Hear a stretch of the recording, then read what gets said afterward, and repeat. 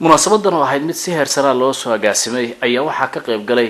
marti sharaf kala duwan oo lagu casuumay ay ka mid yihiin ururada bulshada rayidka sida haweenka, dhalinyarada, culimada cuqaasha, waxgaradka, indheergaradka iyo waliba siyaasiyiin hore xilal uga soo qabatay dawladihii dalka soo maray iyo kuwa hadda xilal haya. sidoo kale waxaa munaasabada ku sugnaa mudanayaal ka tirsan baarlamaanka federaalka Soomaaliya. ujeedada ugu weyn ee munaasabada loo qabtay ayaa ahayd soo dhaweyn loo sameeyay madaxweynaha maamulka Khaatuma State Dr. Cali Khaliif Galayd oo dhawaan soo gaaray magaalada Muqdisho. khudbado kala duwan oo madasha munaasabada lagu qabtay laga jeediyay ayaa intooda badan madaxweynaha lagula dardaarmayay inuu sii wato howlaha hadda uu hayo isla markaana uu yahay qof ka soo bixi karaya mas'uuliyadda la saaray. xilligan wixii ka dambeeyana madaxweynuhu si ambaqaadayo sidii ummadda reer Khaatuma ee xilkan u dhiibatay uu uga haqabtiri lahaa baahida ay u qabaan inay helaan adeegyada aasaasiga ee deegaanada Khaatuma iyo waliba isku xirka maamulka Khaatuma iyo dawladaha kale ee jaarkala iyo sidoo kale dawladda federaalka Soomaaliya oo Khaatuma horay xiriir u kala leexiyay. madaxweynaha maamulka goboleedka Khaatuma mudane Professor Cali Khaliif Galayd oo maanta halkan inoogu yimi booqasho kooban inaan halkan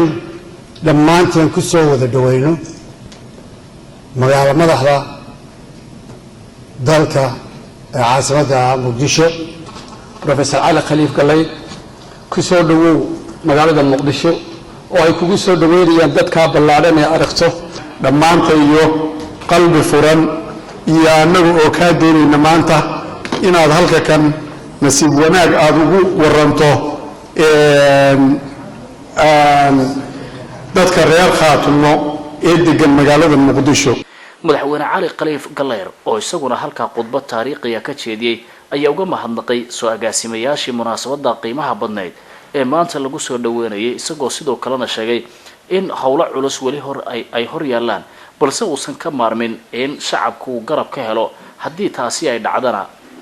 maamulka Khaatuma uu isagu hogaaminayo uu gaarayo hanka uu higsanayo ee horumar iyo in dadka iyo deegaanada maamulka Khaatuma bash iyo barwaaqo ay ka dhacdo.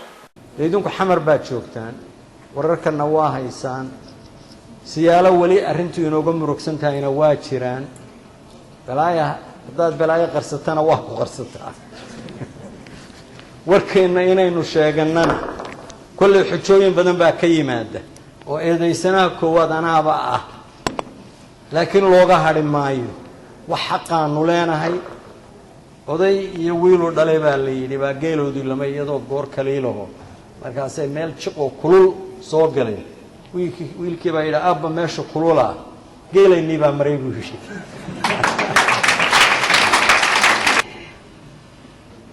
waddankan Soomaaliya ee aynu u dhalanay marxalad taariikhi u maraya 2016 waxaa loo gudbi doonaa hab ka gadisan wixii hore ee jiray ee wax lagu dooran jiray